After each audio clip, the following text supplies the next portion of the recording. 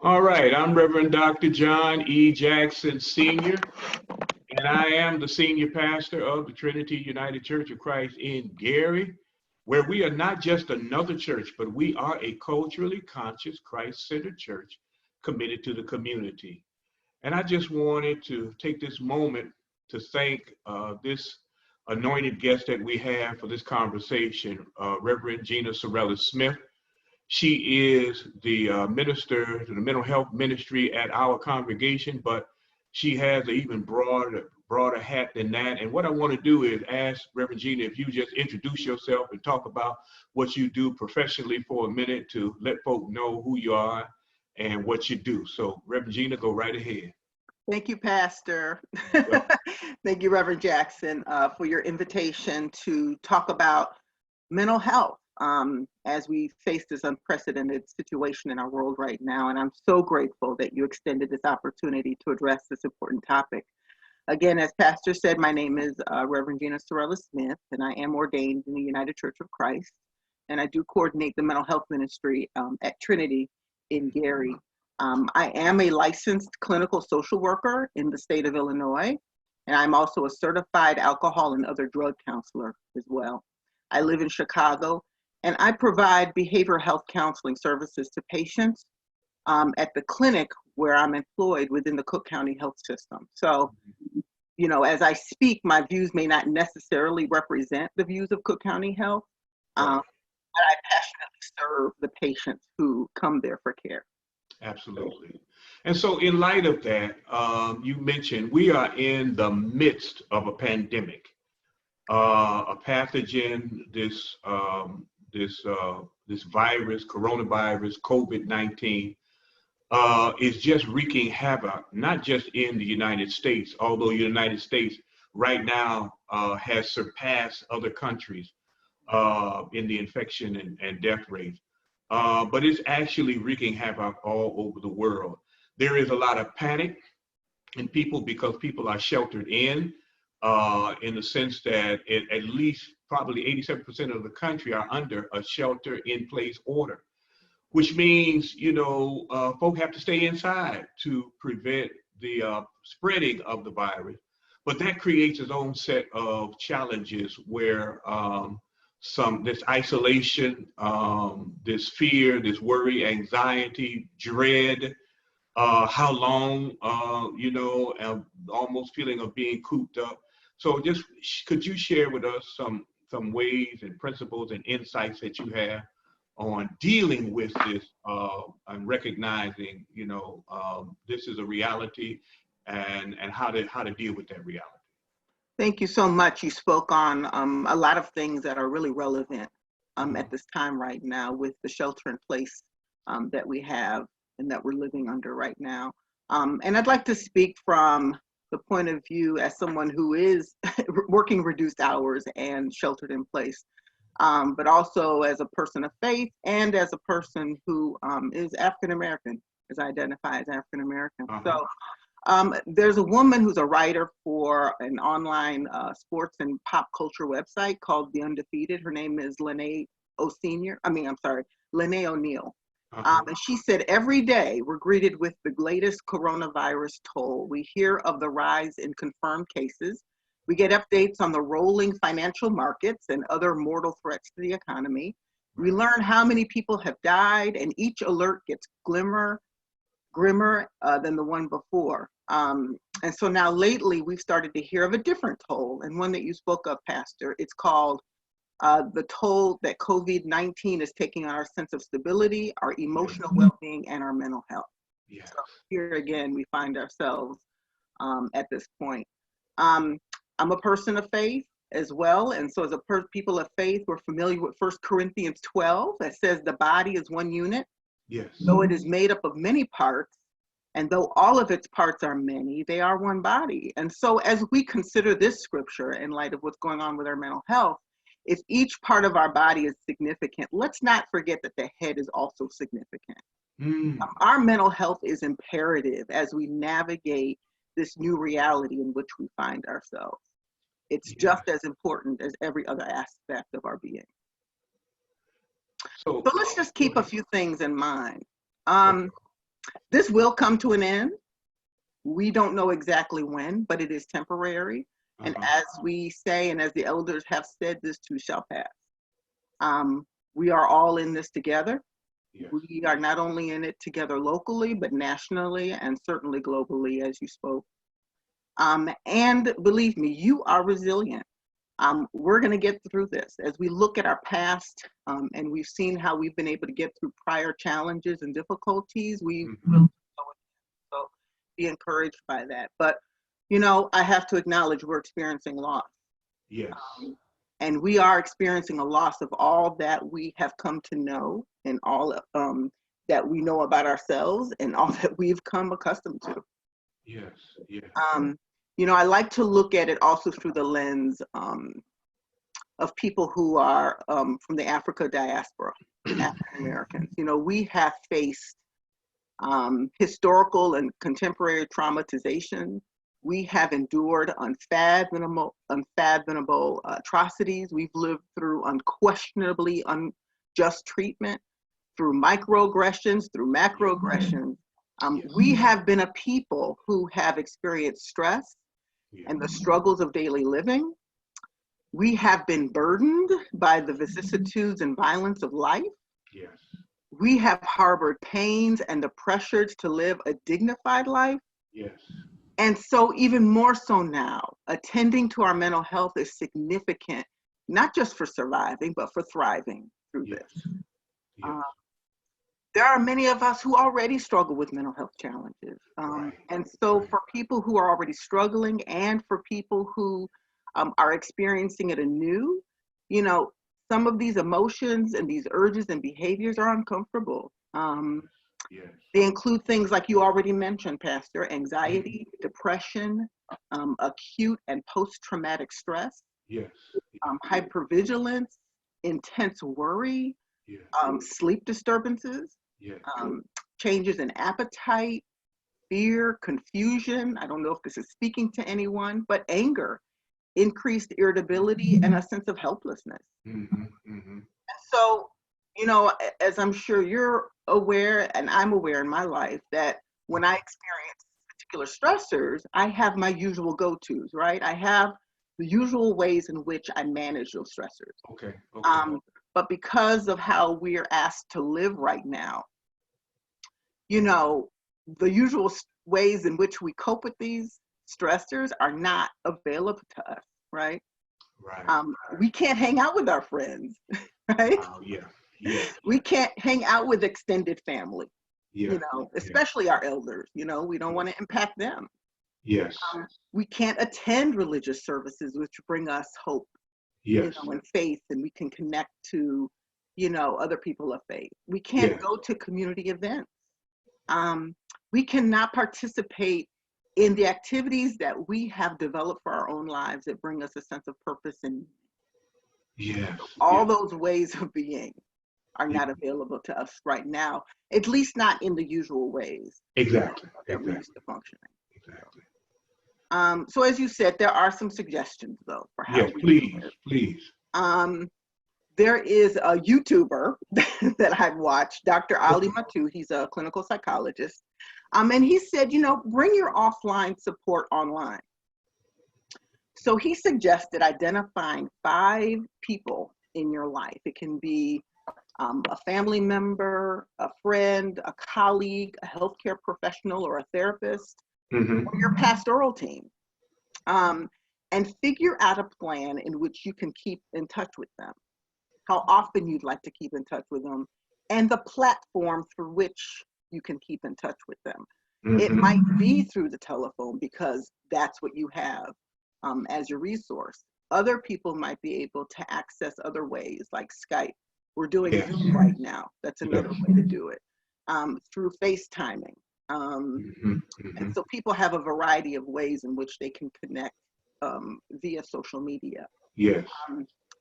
Some people might even decide to watch the same TV show at the same time, Netflix or Amazon Prime, and watch it together. You know, you're at your home, they're at their home, and you're on the phone together, you know, talking about the show together. But there are ways in which we can still connect. And there are many therapists who are doing telehealth online. Oh, wow. Wow. There are fitness experts who are doing online classes, and you can exercise in your home. Uh-huh. There are museums that have added online videos of their museums. So there are many institutions and organizations that are finding ways to connect to people via online video. I also, there's also a free teleconferencing service as well. So if you want to teleconference with several people over the phone, that's available as well. Okay. I would also, go ahead. No, I'm going to say what other things, yeah. I would also implore people to limit your exposure of the 24-hour news cycle. Okay, we like to, right? We like to, know what's going on. Tell us why. Well, I understand short term, it helps with sort of feeling like you have information and you can manage your sense of helplessness in some way by being informed. But in the long term, it does tend to feed anxiety.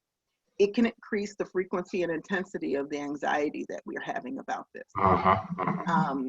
So limiting scrolling on your mobile devices, watching, cable at all hours of the night, can affect that level of anxiety and cause sleep disturbances as well. And especially if you're watching updates, at night. Yes. You want to avoid it at night. We really only need, 1 or 2 updates a day, and that's it. We don't need constant information. And as well, only watch trusted news sources. What sources of news you can trust and that provide credible information. So I would implore people to do that. So there's a news source that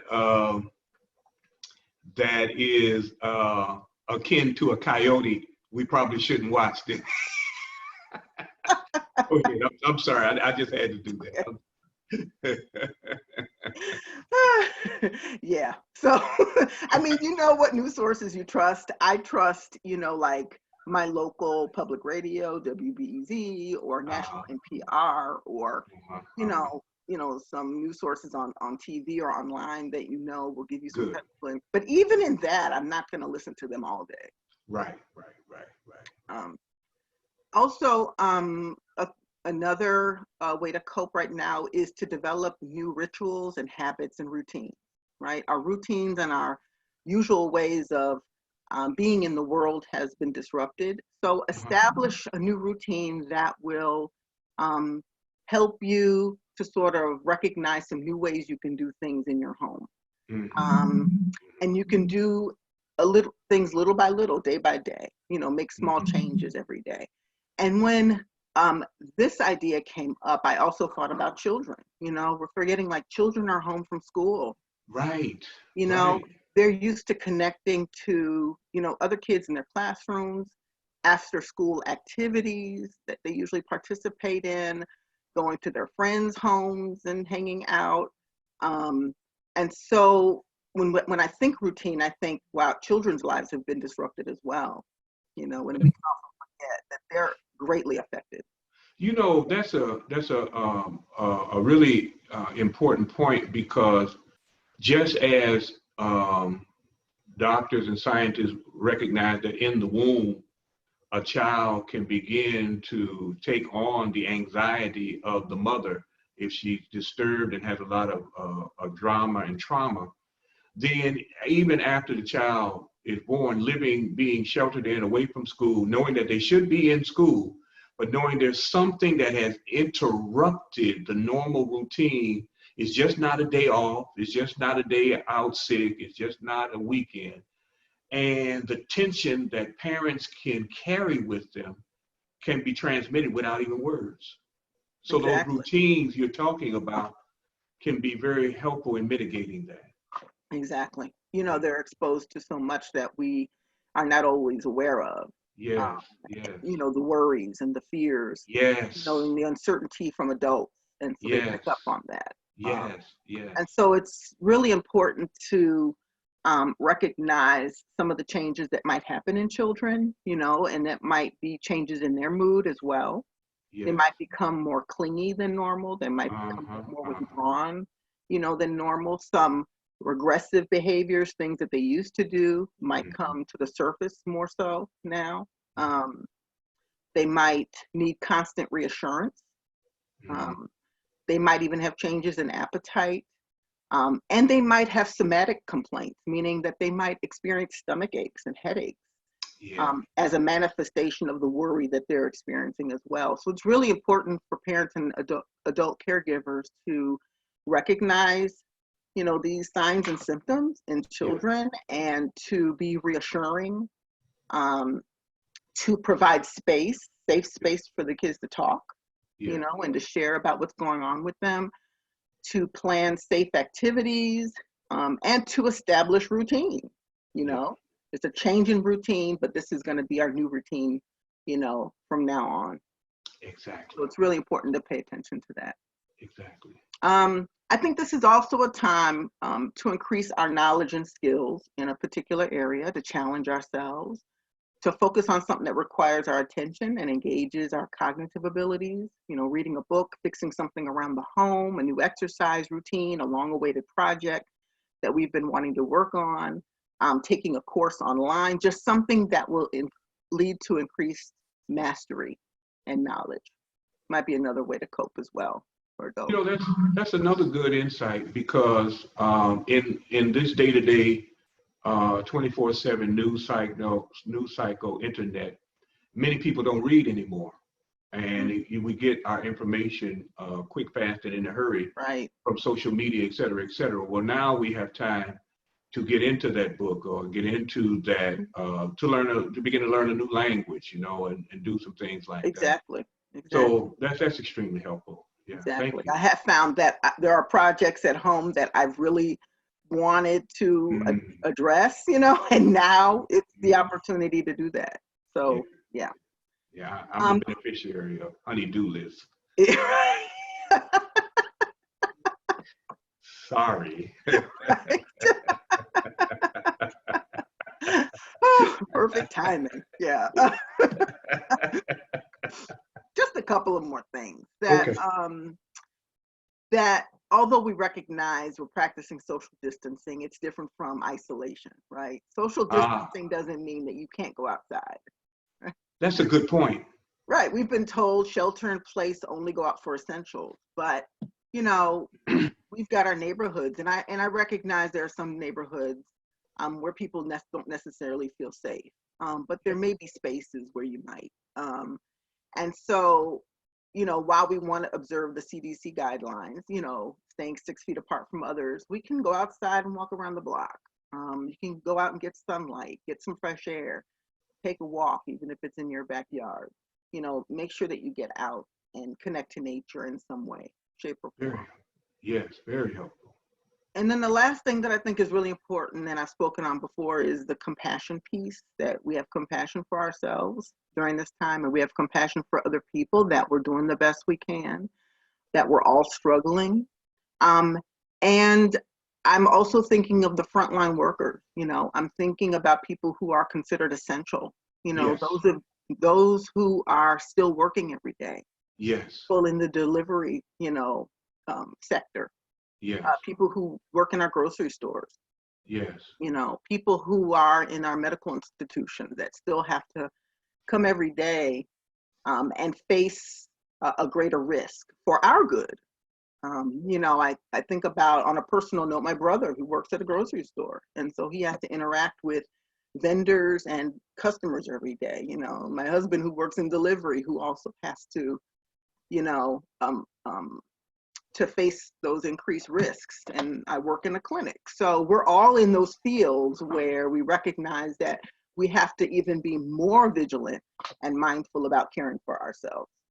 Oh, thank you for that because as you probably already aware of, people in our congregation, we have a couple of members who work in banks and they are considered, Banks are essential. essential. They Yes, they have to go in. We have members who work in retail are. and we have members that work construction and they all have to go in. And then of course we have nurses who work at hospitals in our congregation. They have to go in and they have to face, the potential of coming into contact with someone who may be asymptomatic and carrying this virus. So we have to be compassionate and express a sense of gratitude for people who still have to go out every day and provide us the service that we need, that we often take for granted. Oh my goodness. We'll be there. So those are just a few things, and I would be remiss if I didn't add some other things that are important for people to know. And I'm not sure if people will be able to see this on the screen, but let's see. Is this? Okay, right there. Right there. So if you are experiencing, any suicidality, where you feel like you no longer feel like you can live, or if there's someone that you know who's experiencing these extreme emotions, please call 911 so that they can get the care that they need. I have other resources as well, if I can scroll this as I talk. Okay, right there. Right there. Perfect. And I can't see it because it's opposite on the screen, but I believe that's the National Alliance on Mental Health. Yeah. If you need to talk with someone, immediately contact National Alliance on Mental Health helpline, Monday through Friday, 10 a.m. to 6 p.m., 1-800-950-NAMI, that's 6264. And then they also have texting. NAMI can be crisis text line 24/7. Send a text to 741-741. Yes. Also, we have some other resources. The National Suicide Prevention Lifeline, right there, 24/7, and 1-800-273-8255, or talk. And they have really caring, trained, and non-judgmental counselors who can take your call. Thank you. Here's another one. And if you need to talk with someone, immediately contact Veterans Crisis Line, which is operated by the Department of Veterans Affairs for veterans and their families, 24/7, and the number is 1-800-273-8255. Thank you. You can also text them. You can send a text to 838-255. Oh, wonderful. Thank you. And then if you are, let me see where we are here. SAMHSA is also another one. They help people locate, mental health resources as well as substance use treatment. Oh, absolutely. Absolutely. So they as well. Yes. And then if you just want to get access to mental health resources in your area, if you just want to connect to a therapist, go through your employer's EAP. Also, call your health insurance, and ask them to connect you to somebody within your network. Yes. And then ask your medical provider who they can refer you to. Yes. So all these ways are important to manage what we're going through. Can you just real briefly, as we get ready to wrap up, just re-emphasize two things. One is that it is not a sign of weakness to seek help, to seek a therapist, to call a hotline, to call one of these numbers. It's not a sense of weakness. It's actually a testimony to strength. And then can you kind of close us out where you started with your calling as a minister, the hope that we have in our faith and what God has already done? Yeah, I'm glad that you brought that up, that oftentimes people will view, especially in our community, will view, mental health and access to mental health as a stigma. It is considered a stigma. Yes. And really it's about recognizing, that I am not functioning in a way that's healthy. I'm not functioning in a way that is helpful. To function in any particular kind of circumstance I might find myself. And so I need help. It's really about seeking support to learn some coping mechanism so that you can function better, not only for yourself, but your loved ones and others around you. Exactly. And I know that it can be stigmatized. Sometimes and it's really difficult, especially if people can't see it. It's in our heads. You know, we don't see the broken arm. We don't see the broken leg that would bring us, you know, to understand, oh, this person needs help. You know, the obvious signs, but people do struggle and people do need help. Exactly.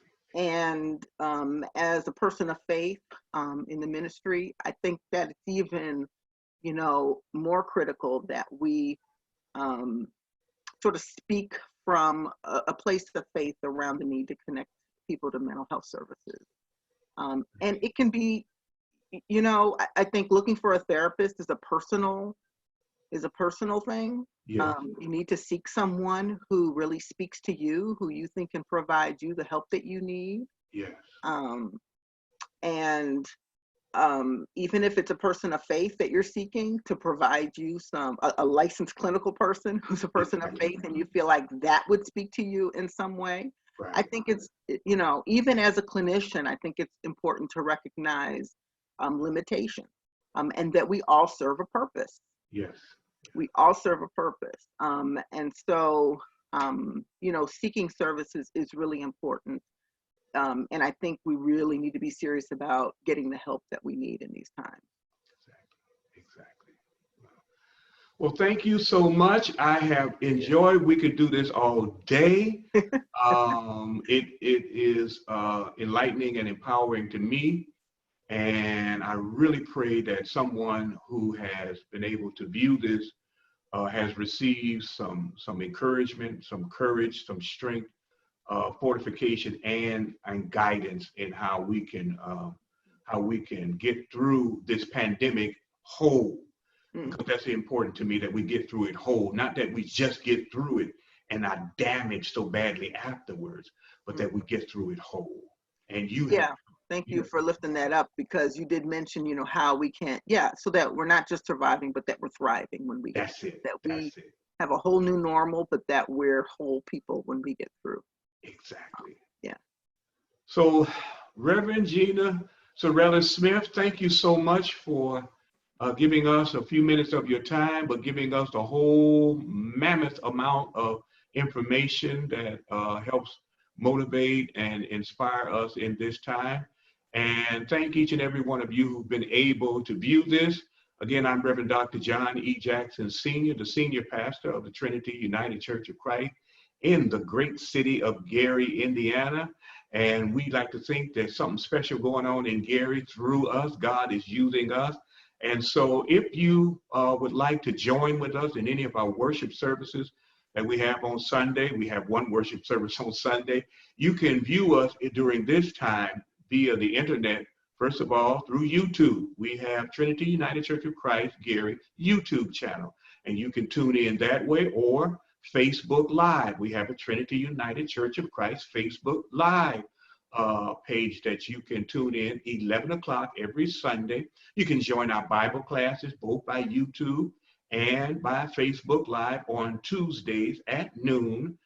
You can check out our website, TUCCGARY.org. Check out our website. And if you need prayer or you have some questions, you can call us at area code 219-944-0500. We'd love to be a blessing. We'd love to be of help. We'd love to be of service. That's what we do. So thank you again. Thank you, Reverend Gina. Thank you. Thank you. God bless each and every one of you as we sign off. And we are going to end right now.